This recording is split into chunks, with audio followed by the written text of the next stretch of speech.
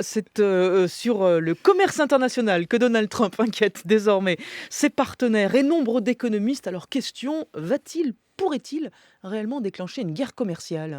Mais ces gens à la Maison Blanche sont des enfants gâtés qui jouent avec des pistolets chargés. L'homme qui s'exprime ainsi sur Twitter n'est pas n'importe qui, Fabienne, c'est Paul Krugman, l'un des économistes américains les plus réputés au monde, prix Nobel d'économie, chroniqueur régulier dans le New York Times. Krugman a été récompensé, honoré par ses pairs pour ses travaux justement sur les modèles du commerce international et la localisation de l'activité économique. Krugman réplique à Donald Trump et à ses envolées protectionnistes à propos notamment des biens produits au Mexique que le nouveau président menace de taxer de 20%. Ces gens-là ne comprennent pas les règles du commerce mondial et ils n'ont pas réalisé à quel point ces sujets sont explosifs, s'affole l'économiste américain, et on l'a vu tout le week-end donner en une série de tweets de 140 signes une leçon magistrale d'économie au nouveau président. Si vous augmentez les taxes de 20% sur les produits mexicains, eh bien ce ne sont pas les Mexicains qui paieront, mais les consommateurs américains, car mécaniquement, le prix de ces produits augmentera du même montant que ces taxes, explique un Paul Krugman, on le sent un peu Mmh. dépité,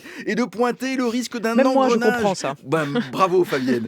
Et de pointer le risque d'un engrenage dangereux, maléfique, comme on me l'a souvent appris il y a bien longtemps, dit Krugman. Le danger de telles mesures est qu'elles risquent de propager le protectionnisme, d'élever des barrières commerciales partout dans le monde et de conduire à un appauvrissement général. Et les Européens, Vincent, commencent eux aussi à s'inquiéter, hein. Eh bien oui, Fabienne, jusqu'ici, ils étaient restés plutôt très prudents. Eh bien, les économistes européens ne mâchent plus leurs mots. Ils redoutent désormais, eux aussi, un scénario catastrophe si Donald Trump mettait ses plans de barrières douanières à exécution. Et c'est en Allemagne que les inquiétudes sont les plus fortes. Le président du prestigieux Institut économique de Berlin le dit ouvertement.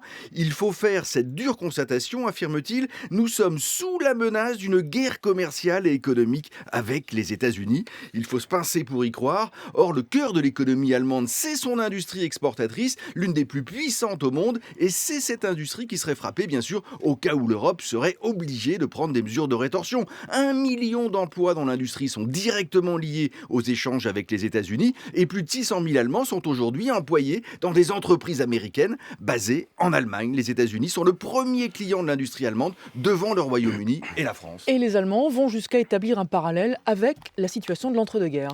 Eh bien oui, Fabienne, et c'est un autre économiste sérieux, tout à fait sérieux, le président de l'Institut pour l'économie mondiale de Kiel, qui fait effectivement ce parallèle très lourd de sens en Allemagne entre les menaces protectionnistes de Donald Trump et l'entre-deux-guerres, où les conflits commerciaux avaient fait s'effondrer l'économie mondiale avec les conséquences politiques fatales que l'on connaît. Eh bien, de cette expérience amère, dit-il, nous avons tous tiré les leçons, sauf Donald Trump, affirme cet économiste. Nous vivons une période où l'ordre mondial est remis en question. On le voit donc, Fabienne, partout dans le monde, les menaces de Donald Trump sont désormais prises très au sérieux et chacun semble en appeler à un sursaut du Congrès américain et de ses élus qui, en matière commerciale d'ailleurs, ont une responsabilité partagée avec le président américain. Veulent-ils vraiment constituer un contre-pouvoir et empêcher Donald Trump d'appliquer ce programme fou, fait de coups de menton protectionnistes? C'est la question qui agite désormais toutes les chancelleries et les milieux économiques dans le monde entier, avec, on l'a bien compris, une certaine gravité et une certaine impatience. Vincent Giret du journal Le Monde, merci beaucoup, il est 7h presque 55.